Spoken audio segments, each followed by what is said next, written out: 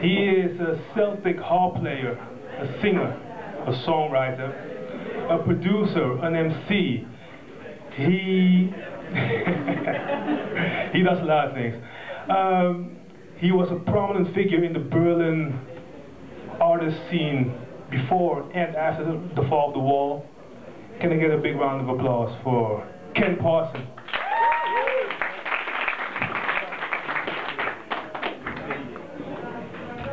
Hello. Right, the theme of tonight is journeys, yeah? So I'm going to do a journey through time, right? Journey through time. So I don't believe in reincarnation. I used to in a previous life, but good one, huh? Illogical, but good. I like Buddhism. I like reincarnation. It's good. It's a good theme, reincarnation. I don't mind Christians though, because in a previous life I used to be a lion. Fucking delicious Christians. No, evil. Imagine a little council house in a harbour town called Plymouth in the southwest of England. Little council house. I'm about 4 years old. There's a sofa. Doctor Who is on.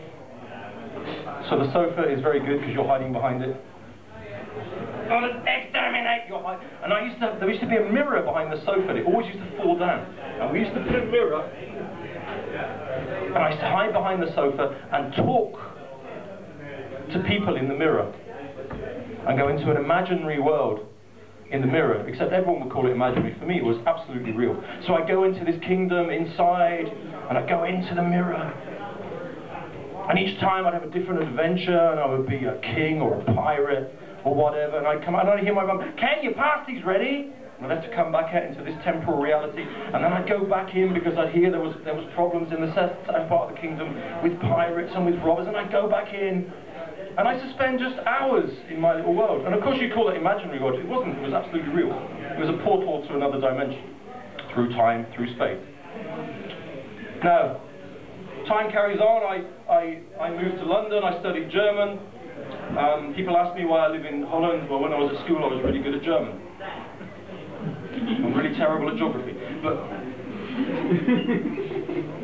illogical, good. Getting the illogical paradoxical thing of the mirror thing going on here. That's a common theme. So, time goes on, I studied German in London, that got me to Berlin. We played in a punk band, we were going between London and Berlin in the late 80s and 90s.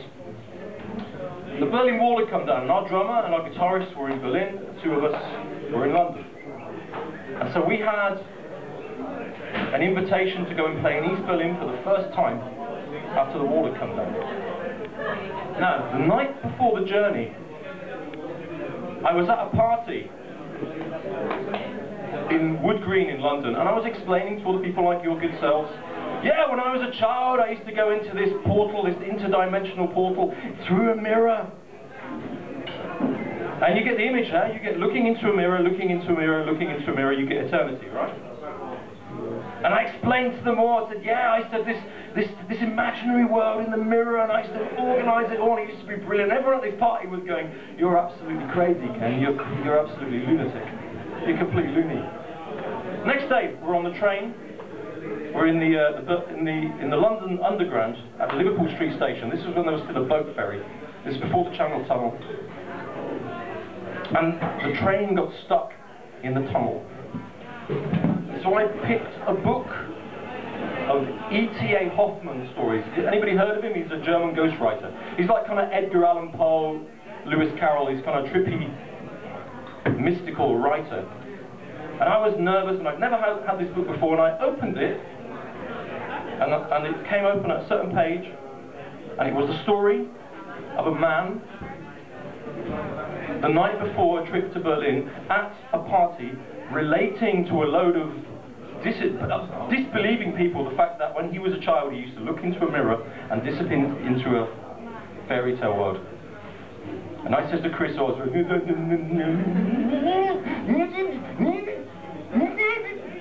he's going, what? You got on one of your fantasies again, Ken? No. And he read it and went. Now there's synchronicity, there is serendipity, there is coincidence, but this is off the scale, yeah? the mirror through time, the journey through time. Time progressed, we did very well in Berlin. I've written, I write music, just like A.T. Hoffman used to do. Yeah? So, and whenever I go to Berlin, I always go and visit my grave, sorry, his grave. And one last little story, we were back here on, do you remember Koninginnedag on the 30th of April? Yeah. Ja? Ja. Dat is mijn verjaardag, 30 april. Toch? Ja. Voor het eerst waar ik naar Nederland kwam op 30 april, weet je, ik stap het vliegtuig uit, Schiphol. Ik zie al die mensen aan het vieren, weet je, en ik zeg, oh, dankjewel mensen, dat had echt niet genoeg geweest. Allemaal voor mij. Oh. But my birthday was 30th of April, and I'd had a problem with drinking, and I'm a translator as well. I translate texts and songs. I've just done Amsterdamse Grachten. There's an English version I've just translated, and it's got really nice. And I had an opdracht, I had a task by a reincarnation therapist. And she said, oh, I want you to translate this thing, and I need it by the 30th of April. This was 2007. And she says, do you know what reincarnation is? I said, yeah, I told her all my E.T. Hoffman story. And she said, oh yeah, schrieb zu trinken, trank zu schreiben. He's a drinker. He used to drink to write and write to drink, yeah? And at the time, I had a terrible, terrible alcoholic monkey on my back. And I didn't want to drink that year. I did not want to drink. So on the 30th of April, Koninginnedag 2007, I'd normally be out drinking and partying, but no, I had to finish the translation. And it was almost like A.T. Hoffman was reaching through time on a journey himself and saying, no, no, no, you are not going to drink today on the 30th of April. You're going to be a diligent intellectual, and you're going to stay at home and you're going to finish that translation about reincarnation. Huh? Yes? Isn't that good, huh?